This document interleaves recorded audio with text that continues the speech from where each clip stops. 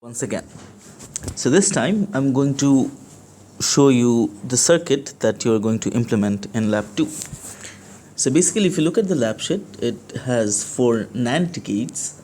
So we have two inputs A and B, from which we have connections to the first NAND gate here, and the output basically goes on to two other NAND gates here.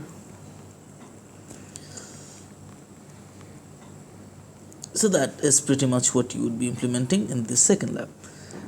Now let's take a look at what this actually is. So if you look at the first NAND gate marked 1 here, the output for this one would be A dot B whole bar, and if we use De Morgan's theorem to process this would become A bar plus B bar. This is something that you already know. So this output is going to the gate here and to the one here marked 2 and 3. If you look at gate 2, the other input is coming from A. So what we have here for gate 2 is A dot A bar plus B bar. So that's and an AND and a whole bar for the NAND.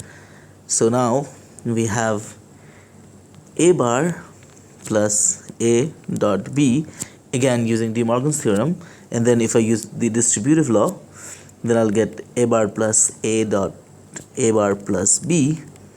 But we already know that A bar plus A is always 1, and 1 dot A bar plus B would be the same as A bar plus B. So this is what we get here. So that's for gate 1, this is for gate 2.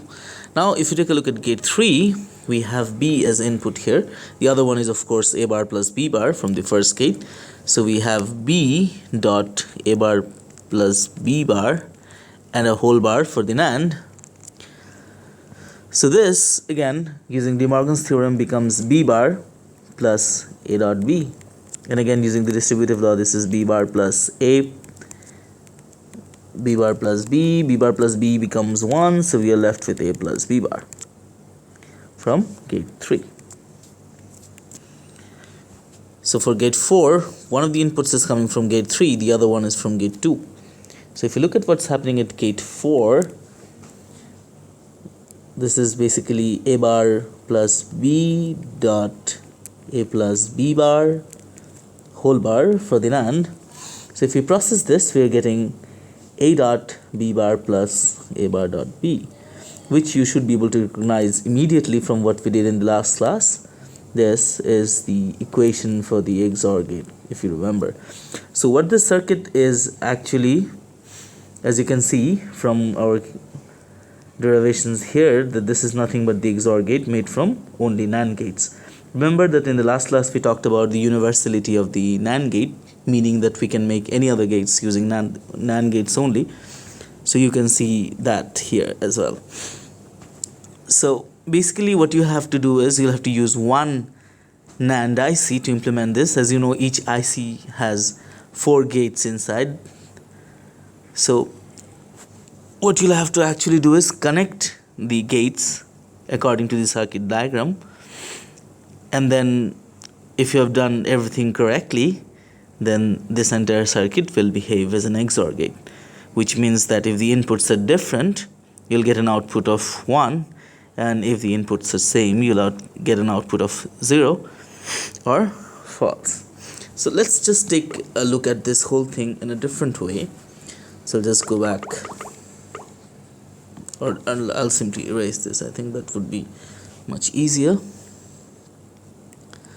So what would happen if we would just leave everything unprocessed and use De Morgan's theorem at the end? So take a look. So for the first gate, it would be just A dot B whole bar. We are not applying De Morgan's theorem, so this is what is going to gate 2. So at gate 2 we have A dot B bar and the whole bar for the NAND. And for gate 3 we have B dot A dot B bar whole bar. So because these two are the ones that are going as inputs to gate 4, we finally have A dot B bar whole bar dot b dot a dot b bar whole bar whole bar. So that's for the NAND.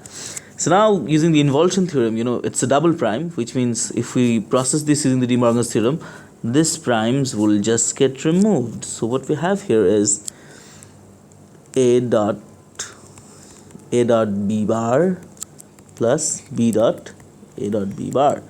Now if we process this, we, according to De Morgan's theorem, will get a bar plus b bar and b dot a bar plus b bar. Using the distributive law, we have a dot a bar plus a dot b bar plus a bar dot b plus b dot b bar. But then you immediately see that a dot a bar and b dot b bar is nothing but 0, so we are left with a dot b bar plus a bar dot b, which is again the same equation that we derived before. So hopefully this will help you do lab 2. Thank you for watching this.